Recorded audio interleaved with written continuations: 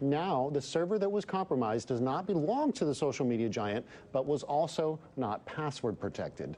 Security researcher Senyum Jain found the server and said it contained the records of 419 million Facebook users.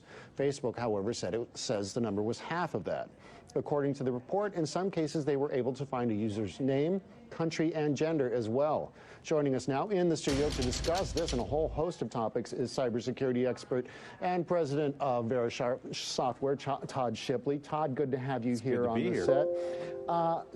You're the expert. So in terms of best practices, how is it that a company like Facebook, so huge, can allow a vendor to have all this personal data that's no longer used on a server that is not password protected? Well, sure. I mean, it's a huge problem for Facebook, and it's an ongoing issue that they've had for some time.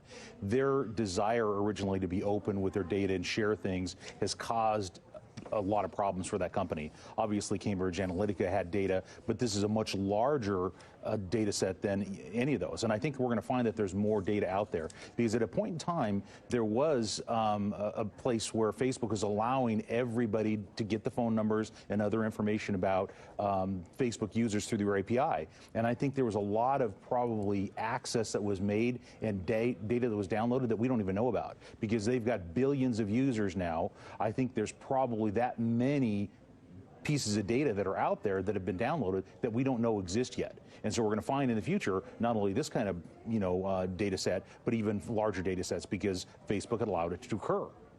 So Facebook has been under a lot of scrutiny for its various data breaches throughout history, and this is just yet another example of it. So now, in the context of them trying to launch Libra, their cryptocurrency, how can we expect to trust them with our wallet, our payment information, our banking information, when they just simply can't even secure something as basic as your name and phone number right now? Well, got to keep in mind, this wasn't a security issue for them. They allowed people to come and get the data. Cambridge Analytica, they allowed them to come get the data. This data was scraped because Facebook was trying to share user information. We don't like it. We don't want them to do it, but that was what they were doing early on. Now, they've since changed. The problem is there's been this data collected for some time, and like I said, we don't know how much data is out there that they've gotten. Now, going into their own cryptocurrency, we'll have to see, but that's a separate issue that they're going to secure. And keep in mind, cryptocurrency is a whole other architecture. We don't know for sure exactly what they're going to do with it and how their blockchain is going to work, but we can be assured if it's a community of interest with a cryptocurrency that there's going to be a little bit more security about it, because the community of interest is going to ensure that there's some security with it.